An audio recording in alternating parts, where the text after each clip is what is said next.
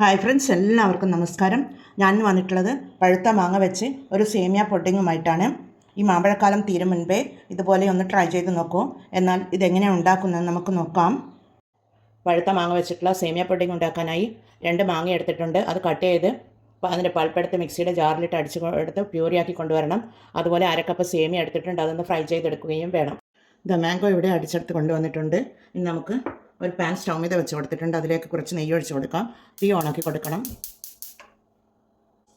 1 table spoon നെയ്യ് ഒഴിച്ച് കൊടുത്തിട്ടുണ്ട്. അതിലേക്ക് 1/2 കപ്പ് സേമിയ ഇട്ട് കൊടുക്കാം.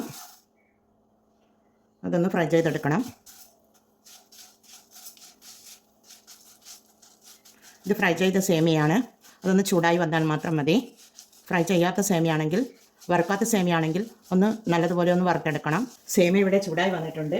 അതിലേക്കൊരു 3/4 കപ്പ് വെള്ളം ഒഴിച്ച് കൊടുക്കാം. വെള്ളം ഒഴിച്ച് ആ ചൂടുവെള്ളമാണ് ഒഴിച്ചത് ഞാൻ. ആ വെള്ളത്തിൽ സേമിയ ഒന്ന് വെന്ത് വരണം. ഇവിടെ വെള്ളം വറ്റി വരുന്നുണ്ട്. അതിലേക്ക് നമുക്ക് 1 കപ്പ് തേങ്ങാപ്പാൽ ഒഴിച്ച് കൊടുക്കാം. അതുപോലെ ഇതിനാവശ്യമായ 1/2 കപ്പ് പഞ്ചസാരയാണ് ഞാൻ എടുത്തിട്ടുള്ളത്. പഞ്ചസാര ഇട്ട് കൊടുക്കുന്നുണ്ട്. ഇതൊന്ന് തിളച്ച് വന്നൊന്ന് കുറുകി വരണം.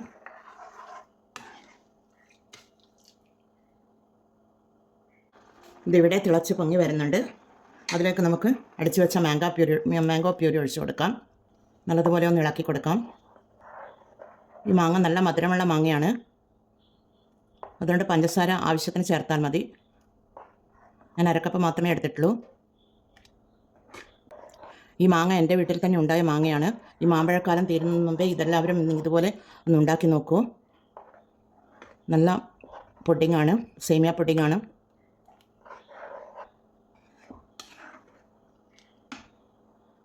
ഇതൊന്ന് സെറ്റായി വരാൻ 20 മിനിറ്റ് വേണം. ഇപ്പോൾ 10 മിനിറ്റ് ആയിട്ടുണ്ട്. ഒന്ന് ചെറുതായി ഒന്ന് കുറുകി വരുന്നുണ്ട്.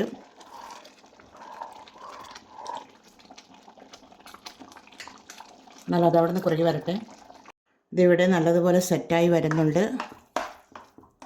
അതിലേക്ക് 1 ടീസ്പൂൺ ഏലക്കാപ്പൊടിയാണ്. ഒരു ഫ്ലേവറിന് വേണ്ടി ഇട്ട് കൊടുക്കുന്നതാണ്. ഇളക്കി കൊടുക്കാം. പിന്നീട് 1 ടേബിൾ സ്പൂൺ നെയ്യ് കൂടി ഒഴിച്ച് കൊടുക്കാം.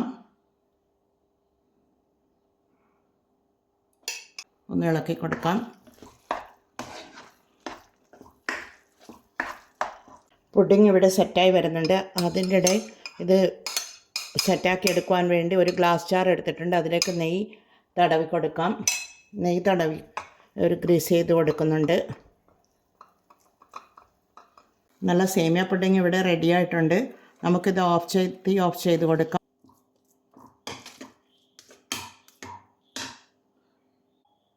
നമുക്കിത് സെറ്റാക്കിയ പാത്രത്തിലേക്ക് ഇട്ട് കൊടുക്കാം.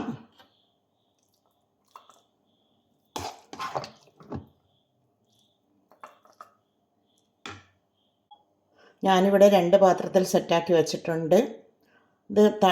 ഇതുപോലെ ചൂടോടെയും ഉപയോഗിക്കാം, ഫ്രിഡ്ജിൽ വെച്ച് തണുപ്പിച്ചിട്ടും ഉപയോഗിക്കാം. ഇത് നമുക്കൊരു പ്ലേറ്റിലേക്ക് മാറ്റിയെടുക്കാം.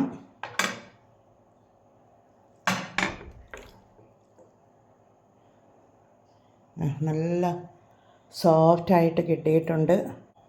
ഇത് രണ്ടും സെറ്റായി കിട്ടിയിട്ടുണ്ട്. നമുക്കിത് കട്ട് ചെയ്ത് നോക്കാം.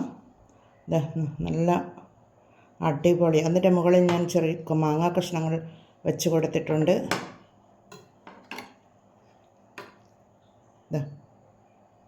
നല്ല അടിപൊളി മാമ്പഴം വെച്ചുള്ള സേമിയ പുഡിങ് ഇവിടെ റെഡിയാണ്.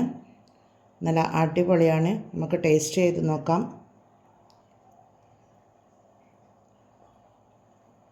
നല്ല ടേസ്റ്റുണ്ട്.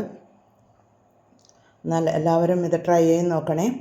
ട്രൈ ചെയ്ത് നോക്കി ഫീഡ്ബാക്ക് അറിയിക്കണേ. കമൻറ്റും സബ്സ്ക്രൈബും ചെയ്ത് സപ്പോർട്ട് ചെയ്യണേ. അടുത്തൊരു വീഡിയോയുമായി വരുന്നത് വരെ എല്ലാവർക്കും താങ്ക് യു ഫോർ വാച്ചിങ്.